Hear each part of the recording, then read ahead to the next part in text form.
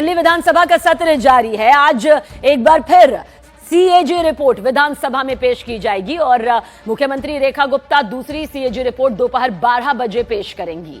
सूत्रों के मुताबिक इस दूसरी रिपोर्ट में स्वास्थ्य विभाग की ऑडिट सपोर्ट रिपोर्ट भी होगी और रिपोर्ट में दिल्ली के हेल्थ सेक्टर की अनियमितताओं का जिक्र भी होगा। सूत्रों का कहना है कि रिपोर्ट में स्वास्थ्य सेवाओं की गुणवत्ता और सरकारी अस्पतालों के कार्यप्रणाली पर गंभीर सवाल उठाए गए हैं।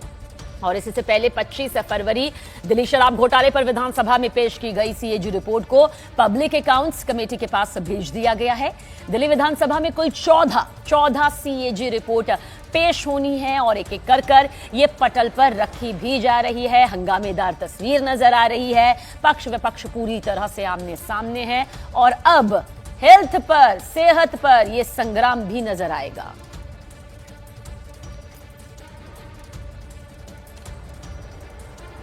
और दिल्ली के स्वास्थ्य मंत्री पंकज सिंह ने आम आदमी पार्टी पर गंभीर आरोप लगाए हैं। दिल्ली के स्वास्थ्य मंत्री पंकज सिंह दिल्ली की पूर्व आप सरकार पर भ्रष्टाचार का आरोप लगाते हुए नजर आए। उन्होंने कहा कि कोरोना काल के दौरान 700 करोड़ रुपए का घोटाला हुआ। सीएजी रिपोर्ट के बाद किसी को भी बख्शा नहीं जाएगा। वो 700 करोड़ तो कोविड में उन्होंने घोटाले किए हैं। कई 100 करोड़ का उन्होंने दवाई में जो घोटाला किया है, ग्लव्स में घोटाला किया है, कॉटन में घोटाला किया है, उस सब की इंक्वायरी होगी, सबका जांच होगा। और जो बेड्स नहीं लगे हैं, मैंने आपसे पहले कहा, कैग की रिपोर्ट के बाद किसी को बख्शा नहीं जाएगा, उसके ऊपर उचित कार्रवाई होगी। भारतीय जनता पार्टी स्पष्ट दिल्ली की जनता को बेटर सुविधा चिकित्सा देने के लिए वचनबद्ध है। और सूत्रों के मुताबिक स्वास्थ्य पर सीएजी रिपोर्ट में आम आदमी पार्टी के स्वास्थ्य मॉडल की कमियों को उजागर किया गया है और साथ ही कोविड-19 के दौरान फंड के कम इस्तेमाल और अस्पतालों में जो बुनियादी सुविधाएं हैं उसकी कमी पर भी सवाल दागे गए हैं। सीएजी रिपोर्ट में क्या अहम बातें हैं उस पर एक नजर डालते हैं। देखिए, कोविड-19 के दौरान फंड के कम इस्तेमाल का दावा। फंड के कुल 787.91 करोड़ में से सिर्फ 582.84 करोड़ रुपए ही खर्च किए गए। यहां तक कि सरकारी अस्पतालों में बेड की कमी का जिक्र, स्वास्थ्य क्षेत्र में स्टाफ की भारी कमी का जिक्र, सर्जरी के लिए मरीजों को लंबा इंतजार करना पड़ा उस दौरान, मोहल्ला क्लिनिक और आयुष डिस्पेंसरीज की खराब स्थिति का भी पूरी तरह से जिक्र। 21 मोहल्ला क्लिनिक में टॉयलेट नहीं, 12 मोहल्ला क्लिनिक दिव्यांगों के लिए सुलभ नहीं, गर्भवती महिलाओं के लिए योजनाओं का खराब क्रियान्वयन और साथ ही स्वास्थ्य विभाग द्वारा खरीदी गई जमीन का उपयोग नहीं। तो ये अहम बातें सीएजी की रिपोर्ट में सामने आई। और दिल्ली सरकार के मंत्री कपिल मिश्रा ने अरविंद केजरीवाल पर जोरदार हमला बोला। उन्होंने भी आप सरकार में भ्रष्टाचार का आरोप कुछ इस तरह से लगाया।